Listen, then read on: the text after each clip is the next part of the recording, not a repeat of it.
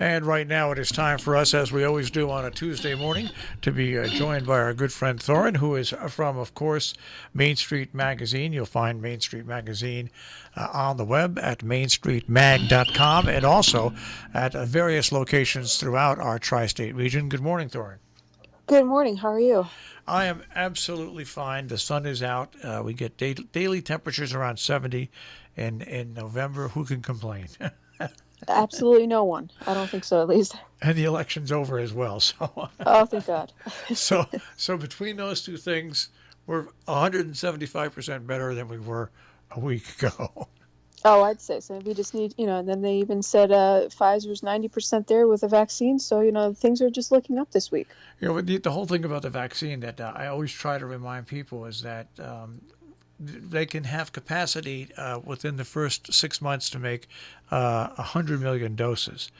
The United States alone would need to do it properly. Everybody gets vaccinated twice, 600 million doses. And of course, the company that made it, Pfizer, is in Germany and in cooperation with the United States portion of Pfizer. So we all just have to be patient. This is the first really good news that we've had, though, about that. And then what we have to worry about is getting people to take the damn thing.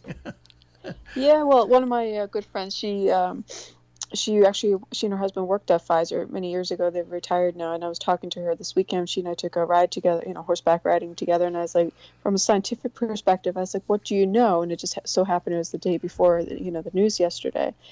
And she's like, well, I basically just know what I'm reading in the papers, but she and I basically concluded you can't rush science, and you have to let the scientists do what they do. And so, that's kind of where we left, and the news came yesterday, and my husband and I were just talking about it last night, and it's like, they're doing their absolute best for the entire world right now, and the only thing we can do is wait and just believe that what they're doing is what needs to be done. And what's interesting about Pfizer is they are the one private company that did not bond with any other country to put this together. It's all private, and I heard their CEO speak yesterday, and they asked him why, and he said simply because when you bond and accept money from other countries, there's always strings attached. We're a pharmaceutical company. We're not a political company, and so we decided to do it without those strings attached. And that was just an unbelievably frank and honest statement because it. Let's put it this way: my brother works in the pharmaceutical industry. He's big.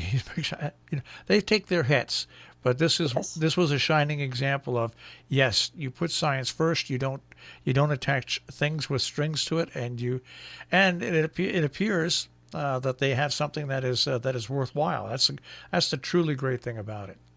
Hey, we're hopeful. Yep.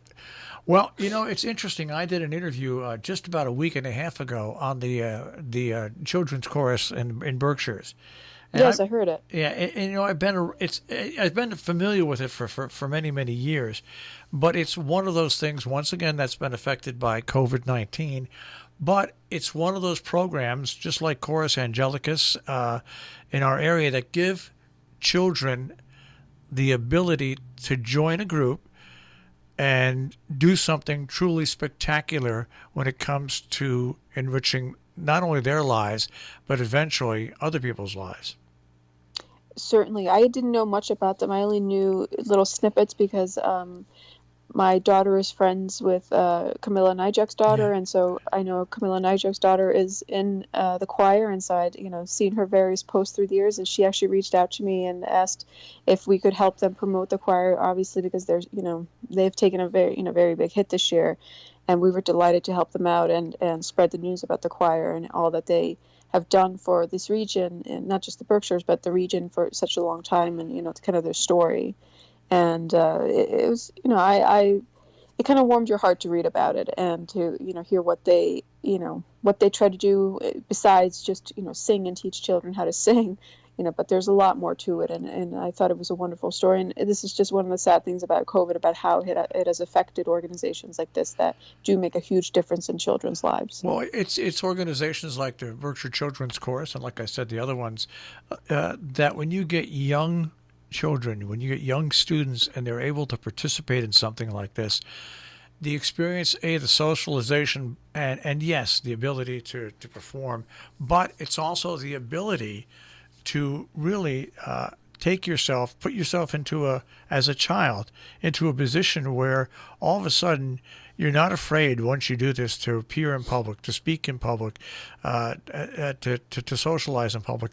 It goes so far beyond the music that these programs are truly unbelievable. And now more than ever, they need our support. Now more than ever. Yeah. They certainly do, and I hope that we have their website at the end of the article, and I'm sure you spread their information as well when you interviewed them. So I just hope people reach out and do what they can to help them out at this time. Okay, so let's go from the children to beer. Chatham Brewing. I mean, we have a lot of different brewing companies around here, and by the way, they're all extremely well. They all do fairly well. But we're talking about Chatham Brewing here, and it's just amazing how this has just grown up, sooner or later this is going to help farmers in our region as well. It certainly will. Since this is our art and design issue, obviously our focus was on the design of their labels, which are really unique. I'll just preface that for our listeners. But Chatham Brewing, they have an interesting story. I was actually, when I had my office in Chatham, 10, 15 years ago, I remember when they were starting out in the back alley, and I went back there and saw their operation, and they had a couple of flavors, if you will, and they had at the local Pinter Brew pub, and then they just spread from there, and since then they've most people in that region and beyond know Chatham Brewing, and their designs, because with my design background, their designs have certainly grown a lot, and I love their designs. And so I was so excited when Dominique and I came up with this idea of featuring them and just talking about their designs, and in addition to, obviously, the designs matching their flavors. Well, also I like what they do. It's like it's like in Canaan. They design their labels. They design the names of their beers, and all local centric, which is what I like. I mean, yes. It's got some tie, and you know what? It's entrepreneurship at its finest, and it's I think it's going to be such a boon not only to the restaurant industry eventually themselves, but like I said, to the farmers that are going to be able to grow these crops, and then it will be local. It'll be farm to tap. Well, there are already a couple of places around here that do that, and so I'm just excited for our community for the more that it happens. All right, next article I want to go on to is by someone I've known for a while, Mary O'Neill, and that is solving problems starts with empathy, and maybe this article should be put out for everybody. Yes. Well, I'm glad you know Mary. Mary is a wonderful person, very smart, and has great ideas. And so when we came up with the theme of the issue, she came up with this idea, and of course I said, sure. I don't have a doubt as to her idea. And you are right. It's something that everyone should kind of take a read and just go, let me think on that a little bit. It's a one pager, so it's fairly quick, and it tackles some larger questions, and just it talks about the human-centered design. Well, this whole issue is filled with so many different things, and yes, we have to get to this, and I know, and that is holiday decor, setting the stage, and you've got some great pictures there, obviously representing as we head in towards Thanksgiving. So for this one, we decided to take a little bit of a different approach, if you will, and just focus on the design of centerpieces, or for the holiday table. There's certainly artistry in that, and that helps. It's not just the food that you kind of plop down on the table. It's the table settings, as you see in the picture, some of the pumpkins or wreaths or pine nuts or pine cones. So we had Charlotte Sheridan of Merwin Farm and Home give us some details about about some of the things you could do, or she does also offer. Sorry, my daughter's waking up here.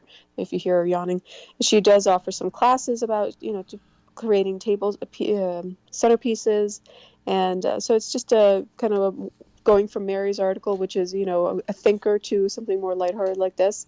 But it's, we're coming up on the holiday season, and so this was a fun little thing for those who want to do a little DIY and set the holiday mood.